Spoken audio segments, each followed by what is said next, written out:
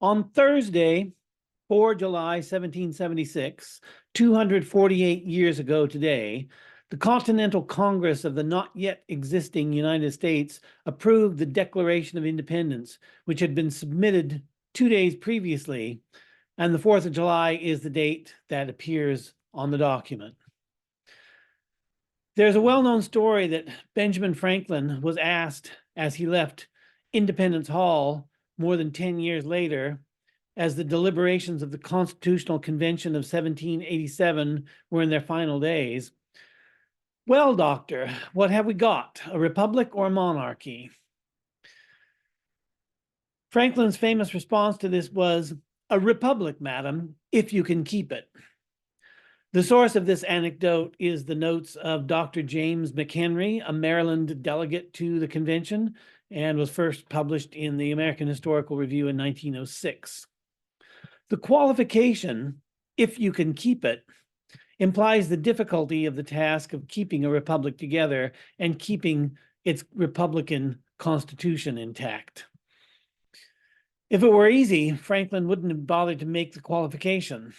That he did make the qualification, and in the spirit of a witticism, reminds me of another witticism that Benjamin Franklin made from 10 years earlier, when the Declaration of Independence was signed, and which is quite literally an instance of gallows humor. "Gentlemen, we must now all hang together, for we shall most assuredly all hang separately." Stories like this remind us that the men who fomented the American Revolution and who went on to fight in the Revolutionary War and to hold the Constitutional Convention were no starry-eyed dreamers. They had no illusions about human nature and human society. They knew that force was the writ of empire and that the British Empire would bring that force to bear against their rebellious colonists, and to the extent that they were able to do so. The Founding Fathers' decision to break with England and their later decision to write the Constitution was a calculated risk. They reasoned their way to revolution, through revolution and beyond revolution, and they knew that all that they had done and all that they had risked could come to ruin. In other words, all that they had done was subject to unforeseen historical contingencies. And it nearly did come to ruin in the ensuing war. The armed conflict actually started a little earlier than the signing of the Declaration of Independence, starting on 19 April 1775 with the battles of Lexington and Concord. The Declaration of Independence meant that this armed conflict would escalate into a revolutionary war, and it did. The Revolutionary War was successfully prosecuted, but not finished until 5 years later, when Lord Cornwallis was surrounded and surrendered at Yorktown in 1781. It was a long, hard slog. The British were the superpower of the Enlightenment, and the Royal Navy could effectively project power across the Atlantic. The nascent colonial forces had no navy, and they couldn't do anything about the effective British blockade of American ports. Until the Battle of Saratoga in 1777, it was a close-run thing that could have gone either way. In Sir Edward Creasy's The 15 Decisive Battles of the World from Marathon to Waterloo, Creasy identifies the victory of the Americans over Burgoyne at Saratoga as one of these 15 decisive battles of history, and he tells that story in chapter 13 of the book. As an epigraph to chapter 13, Sir Creasy quotes Philip Henry Stanhope, 5th Earl of Stanhope, Lord Mahon, from his History of England, from the Peace of Utrecht to the Peace of Versailles, 1713-1783. Quote, "Even of those great conflicts in which hundreds of thousands have been engaged and tens of thousands have fallen, none have been more fruitful of results than this surrender of 3,500 fighting men at Saratoga. It not merely changed the relations of England and the feelings of Europe towards these insurgent colonies, but it has modified for all times to come the connection between every colony and every parent state," unquote. In other words, the outcome of the Battle of Saratoga had revolutionary consequences, and Lord Mahon neatly positioned the Battle of Saratoga as the proof of concept of revolutionary warfare. The American revolutionaries hadn't had much international support up to that point, but the colonials' victory at Saratoga brought the French into the conflict. The French had been circumspect earlier on, but with the victory of Saratoga, they smelled the possibility of a British defeat, and helping the American colonials was their way of countering a geopolitical rival. The American Revolutionary War, of course, didn't occur in a political or a historical vacuum. The backdrop of the geopolitical contest of the 18th century, what we could call the great game of the Enlightenment, was the 7 Years' War. In the US, we sometimes call this the French and Indian War, though we can reserve this term to refer exclusively to the North American theater of the 7 Years' War. The future first president of the United States, George Washington, fought as a major in the militia of the British province of Virginia. In a letter to his brother of 13 May 1754, Washington wrote, quote, "I fortunately escaped without a wound, though the right wing where I stood was exposed to and received all the enemy's fire, and was the part where the man was killed and the rest wounded. I can with truth assure you, I heard bullets whistle, and believe me, there was something charming in the sound," unquote. The 7 Years' War is sometimes called the First Global War because it was fought between a British-led coalition and a French-led coalition across the known world of the time. The 7 Years' War was the 18th century culmination of the imperial conflict between France and the British Empire, and the defeat to the French ultimately led to the triumph of the British Empire and its worldwide extent and command of the seas in the 19th century. But the French defeat in the 7 Years' War didn't end the rivalry. The French, who were always a land power, came close to conquering the entire European continent in the 19th century.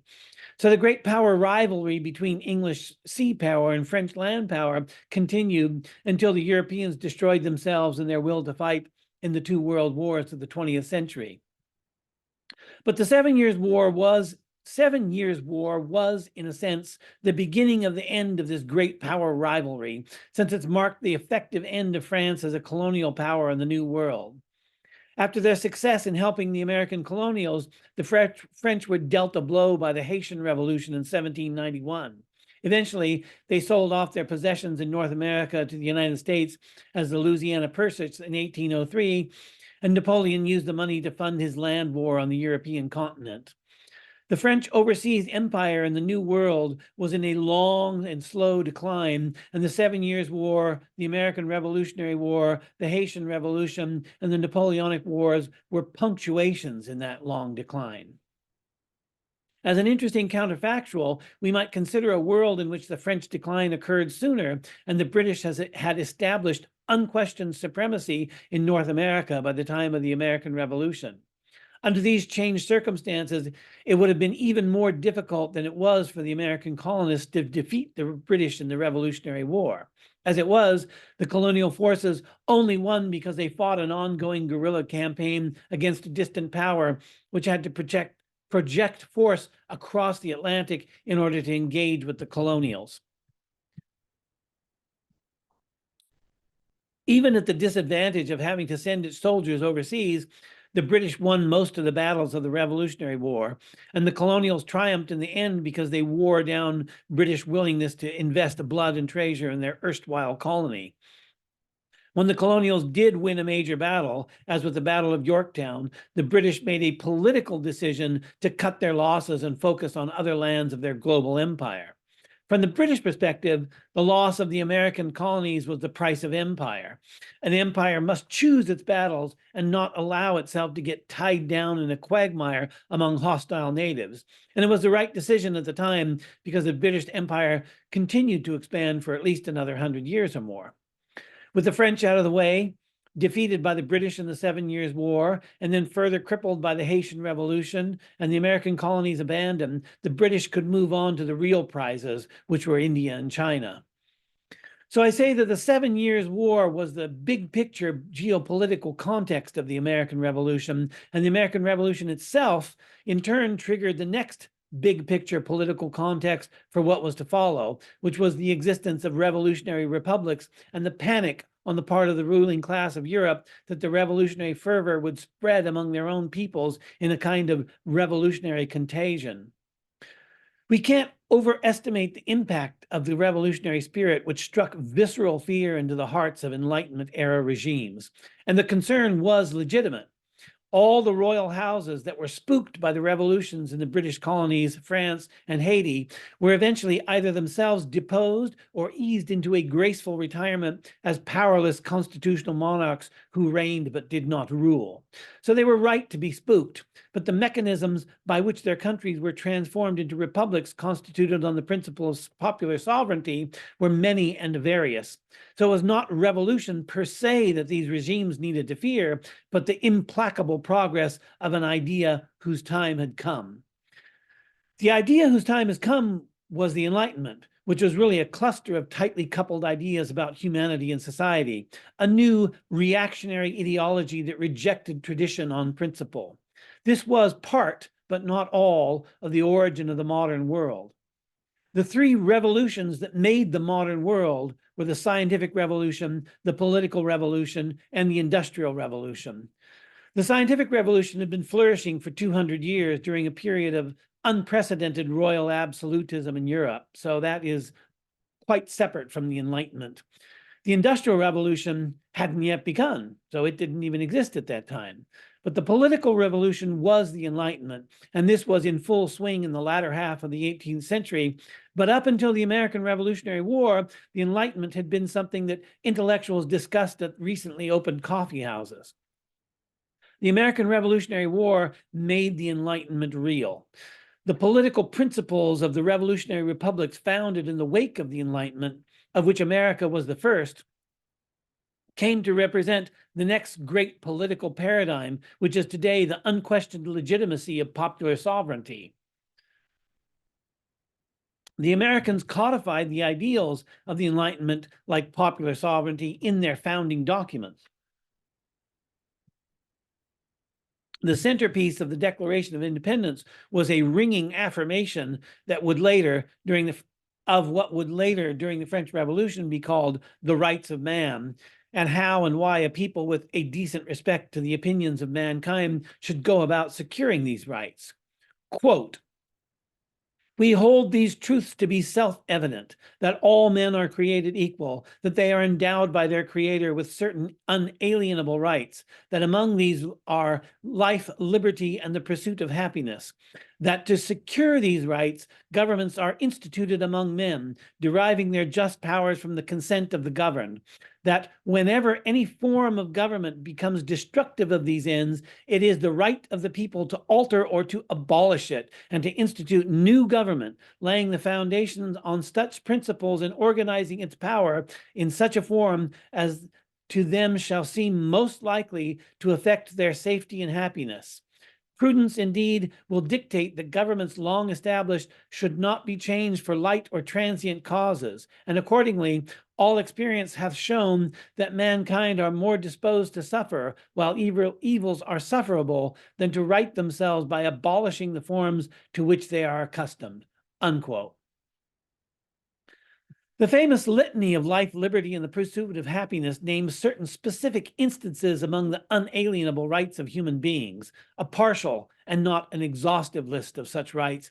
And in the very same paragraph, the founders have mentioned the right of the people to alter or to abolish any form of government that becomes destructive to these ends. This is important, and we should give it its full due.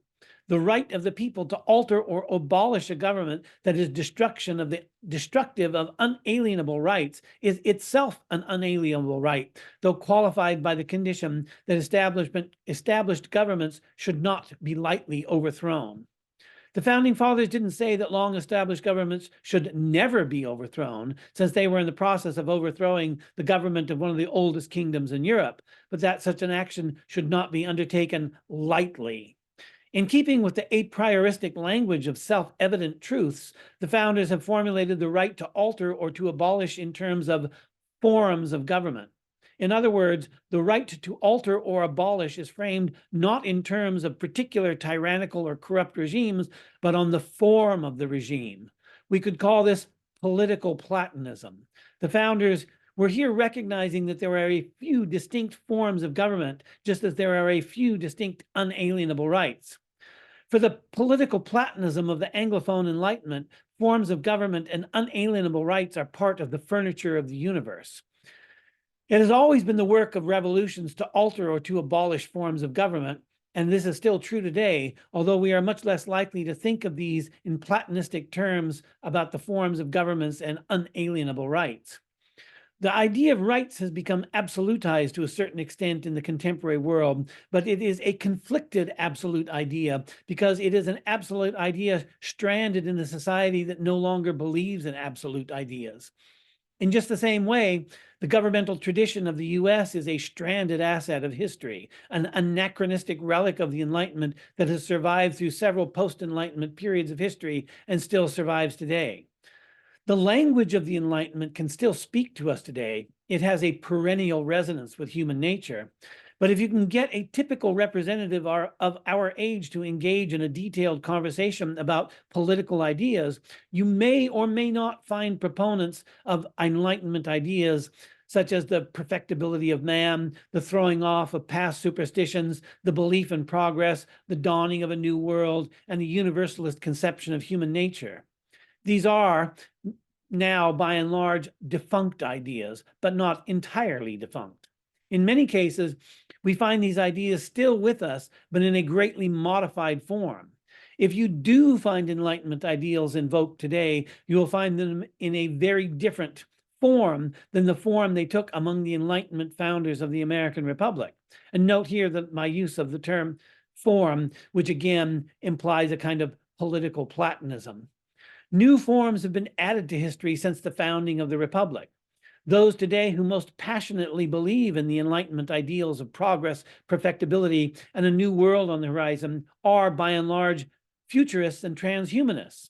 They believe, often enthusiastically and sometimes zealously, in an optimistic vision of a better future, although the future they envision would be, for some among us, not optimism, but a paradigm of moral horror.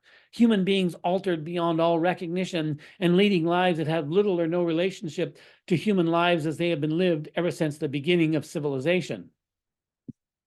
Transhumanists also believe in the right of the people to alter or to abolish institutions that they believe have become destructive of life, liberty, and the pursuit of happiness. But the institutions they seek to alter or to abolish are none other than the institutions of the human body and the human mind. Platonistically speaking, the transhumanists want to overthrow the form of the human body and the form of the human mind, both far older than any form of government and presumably not to be lightly altered or abolished. Here, Enlightenment ideals have misaginated with technological progress, and their love child is a disembodied mind uploaded into a computer. This is the post-industrial revolution Enlightenment. The American Revolution gave us an enduring vision of freedom, but this vision has mutated repeatedly as new forms have entered into history, as we have seen with transhumanism. This kind of conceptual mutation is a consequence of the narrative structure of history, since old and established ideas are modified in light of new ideas and later developments. During the 18th century, old and established ideas of political legitimacy were being modified by new forms of thought introduced by the Enlightenment. Now it is the Enlightenment that is the old and established idea, and it is being modified in light of new forms being introduced into history. And the past quarter of the millennium has introduced many new forms into the historical process, changing how we understand the Enlightenment. Inevitably, this means that how we understand a nation state explicitly founded on Enlightenment principles has changed and will continue to change as novel forms enter into the political process. Our conception of freedom, which has, on the one hand, become absolutized, much like our conception of right, has, on the other hand, changed significantly. It has been changed by John Stuart Mill's On Liberty, published in 1859. It has been changed by the Industrial Revolution. It has been changed by the growth of cities and the advent of mass society. It has been changed by planetary scale industrialized war. It has been changed by consumerism, and it has been changed and continues to be changed by the growth of scientific knowledge and the technologies this knowledge enables. No one voted for any of these things. They occurred as part of the historical process. So we can see that even in a world in which popular sovereignty is the unquestioned source of political legitimacy, it is powerless to shape the most consequential historical developments. The great historical developments since the founding of the Republic are the expression of the indeterminism of history, which is itself a function of human freedom, which we would like to believe is codified in popular sovereignty. But the historical process demonstrates to us that human freedom limits human freedom. If human freedom were something ideal and absolute, it wouldn't be subject to revision as a consequence of technological change or any change in contingent circumstances. While we often think of freedom as an ideal, it is rather grounded in pragmatic realities of action. If a lever or an inclined plane make it possible for you to do something that it was impossible to do without them, then these machines have expanded the scope of human agency. More choices are available as a result, and the degrees of human freedom are multiplied. The same can be said of the social technologies of government. If you can do something with them that you cannot do without them, you have expanded the scope of human freedom. But you have also expanded the possibilities for dysfunctional and tyrannical political regimes. The hard-headed attitude of the founders of the Republic understood that freedom is grounded in the pragmatic realities of action. It isn't enough merely to keep the Republic as though it were preserved under glass. It isn't a museum piece, though I implied it resembles a museum piece when I said that it is a stranded asset of history. The trajectory of its evolution must be managed so that it continues to facilitate freedom under the changing conditions to which it is subject.